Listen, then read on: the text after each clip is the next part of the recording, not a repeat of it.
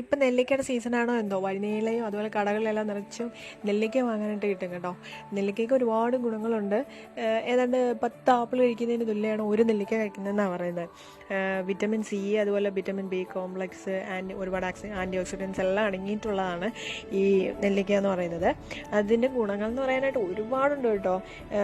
Digestion improve ആക്കാൻ, അതുപോലെ chronic diseases ഒക്കെ വരാതിരിക്കാൻ, സ്കിന്ന് നല്ലതാക്കാൻ, തലമുടി വളരാൻ, കാഴ്ചശക്തി കൂട്ടാൻ, പിന്നെ രോഗപ്രതിരോധ ശക്തി കൂട്ടാൻ, അതുപോലെ ഇൻഫെക്ഷൻ രോഗമൊക്കെ വരുന്നത് തടയാൻ, അതുപോലെ ഡൈജഷൻ കറക്റ്റാക്കാൻ, ബോഡി വെയ്റ്റ് മാനേജ് ചെയ്യാൻ, അതുപോലെ ബ്ലഡ് ഷുഗർ നോർമലാക്കാൻ, അങ്ങനെ ഒരുപാട് ഗുണങ്ങളുള്ളൊരു കായാണ് കേട്ടോ ഈ നെല്ലിക്ക എന്ന് പറയുന്നത്. പിന്നെ ഇതിങ്ങനെ ഉപ്പിലിട്ട് കഴിക്കുന്നത് നല്ലതാണോ എന്ന് ചോദിച്ചാൽ, പ്രത്യേകിച്ച് രോഗമൊന്നും ഇല്ലാത്തവരെ സംബന്ധിച്ച് പ്രോബ്ലം ഇല്ല.